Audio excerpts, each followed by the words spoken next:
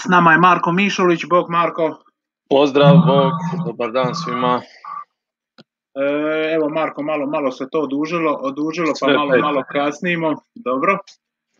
Marko, ti si nam bio, još je bila veljača i zapravo nije se ništa, apsolutno ništa znalo. Tamo smo izašli iz drugoga vala i nismo znali što nas zapravo čeka, pratili smo tvoje trendove i si ti, ja mislim, tamo tjedan dana prije bio uključio pa smo to komentirali i stvarno se onda svašta dogodilo, ali hoćeš nam sad malo lagano reći što se dogodilo od 15. Pa evo, sad smo u očekivanju tog famoznog 4. vala, tako da ti valovi ko da neće nikad prestati izgleda. Da, mi smo u drugome komentirali zapravo te neke brojke, trendove. Ja sam evo tu sebi otvorio zapravo jednu dodatnu trend analizu koju mi tu interno pratimo, a radi se zapravo o tome da na razini mjeseca analiziramo koliko je došlo novih rezervacija po svakoj smještajnoj jedinici koja se vodi u rentliju u prosjeku i to uspoređujemo sa 2019. godinom, zadnjom predkriznom. Dakle, pa pošto smo bili u drugom mjesecu, drugi i treći mjesec su uistinu još uvijek bili definitivno u nekakvom kriznom tonu, da tako kažem, kad uspoređujemo sa 2019. Četvrti mjesec je pokazao znakove života i zapravo u četvrtom mjesecu smo po broju novih rezervacija koje pristižu smještajnim jedinicama kojima se upravlja kroz rentlio došli na nekakvih pola puta u odnosu na 2019. godinu. Pozitivan trend se nastavio i u petom mjesecu, još smo se dakle približili toj 2019. godini, čisto za primjer, dok je 2019. godine tijekom petog mjeseca u prosjeku svaka smještajna jedinica tijekom svibnja 2019. dobila 4,5 novih rezervacija tijekom svibnja, u 2021. je taj broj 2,77. Dakle, definitivno, mislim da to svi znamo i po feelingu i po gužvama i po svemu, nismo ni blizu još one 2019. predkrizne, ali se trend pozitivni pojačavao i nastavio. Evo, sutra ćemo imati brojke za 6. mjesec. Isto kao što su i prethodni gosti rekli, ono što je sad svima strah, a i ključno je da se ne dogodi nekakav novi administrativna zabrana putovanja ili nečega, jer mislim da je to u suštini jedino što može ugroziti ovu sezonu koja je oživila, koja je donijela taj pozitivan trend bookinga, ali evo po našim brojkama mi smo negdje na pola puta od zadnje predkrizne godine. Dobro, iako po mom mišljenju, ajmo reći, nekakvi čitavi iznered sa rezervacijama, ali? I oni trendovi koji su bili da se zna točno ko u mjesecu bukira, znači Amerikanac ako dolazi u 5. mjesec bukira u 10. i 11. mjesec godinu prije, pa onda nekako zemlje centralne Europe raspisuju godišnje kroz 1. mjesec, onda oni, znači Njemačka, Švicarska, Češka, Poljska, onda oni su laki na okidaču od 15.1.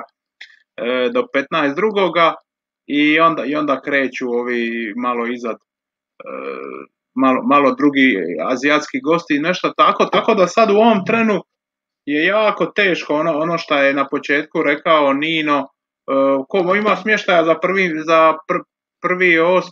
15 dana luksuznih apartmana koliko hoćeš. Tako da mi se čini da je jako teško taj cijeli dio trendova zapravo ispratiti jer su se poremetili trendovi bukiranja.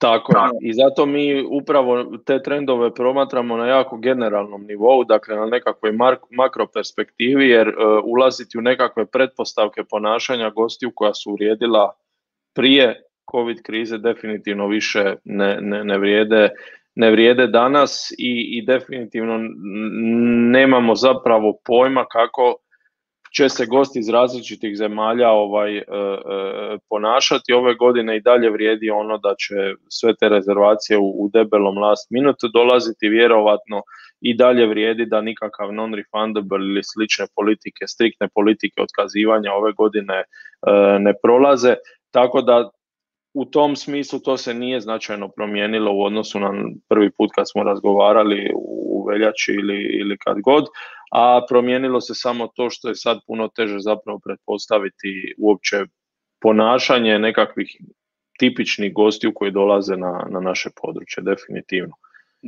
Da, i taj trend će se zapravo nastaviti i one godine kad završi korona, jer nekako mi se čini da s obzirom da se vrlo lako može vratiti, da jednim Amerikancima i Azijatima koji bukiraju godinu dana unaprijed stvarno je nemoguća misija.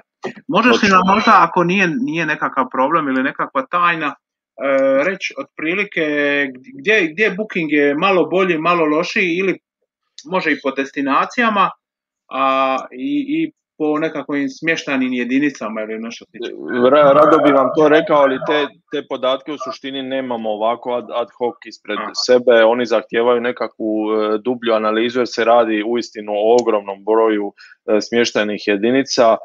Ja se to mogu pohvaliti da nam se velika većina, zapravo preko 80% korisnika koji su prošle godine prestali koristiti rentge zbog covida nam se vratila u međuvremenu, tako da smo opet na nekakvom uzorku smještajnih jedinica koji je relevantan, ali podatke takvog tipa nemamo ovako da bi vam ih ja mogao sad momentalno prikazati, jer smo jako oprezni s tim podacima, pošto nam je dosta široka zapravo portfelj korisnika, trebalo bi dosta duboko to proanalizirati i rasporediti ih po različitim kategorijama i tipovima smještaja, po destinacijama. Definitivno ono što vidimo po nekakvim brojkama, trendovima i komunikaciji sa korisnicima, jug je još uvijek najpogođeniji, Dubrovnik i taj dio zemlje. Sve ovo što je, ajmo reći, nekako bliže i tim našim emitivnim tržištima i dostupno i s autom i slično, je definitivno u boljoj situaciji. Gradovi sami po sebi dalje su u nekakvom polu-knockdownu po meni, to se vidi iz svakodnevnog života.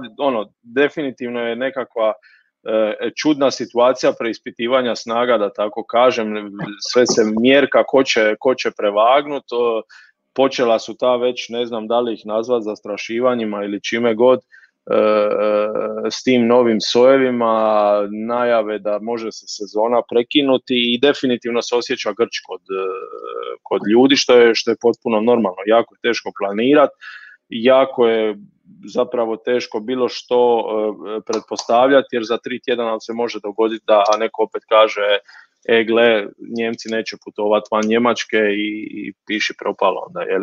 Nadamo se da se to neće dogoditi jer trendovi su pozitivni, svi se nadamo da će se taj trend produžiti, pošto je nešto kasnije sve to započelo, da će se produžiti na 9. i 10. mjesec, ali jako je nemoguće bilo što znati. U komunikaciji smo i sa ovim našim korisnicima po cijelom svijetu. Stvarno su razni primjeri. Vijetnam je i dalje u totalnom lockdownu, stranci gotovo pa da i ne mogu doći tamo. Neke destinacije druge više manje žive normalno, tako da vlada jedan kupus zapravo globalno i sad je jako teško odrediti gdje su tu političke igre, gdje su epidemiološke igre, gdje su bilo kakve druge igre, tako da baš je kaotična godina zapravo. Da, ja kažem uvijek mi imamo malo i sreće, Vijetnam može čekati, jel? Pa ako se htija ići u Vijetnam, pa za 2 godine, za godinu. Da. Vijetnam može čekati, jel? Točno, je. Dobro, Marko, ja bi te pozdravio i naravno pozvao bi te oko 15.9. da vidimo što se zapravo dogodilo od ove sezone. Može, onda ćemo raditi analizu jednu ozbiljnu. Onda ćemo se malo prije čuti pa ćemo napraviti analizu. Hvala Josipe i slušamo se i gledamo dalje. Pozdrav. Može, bog.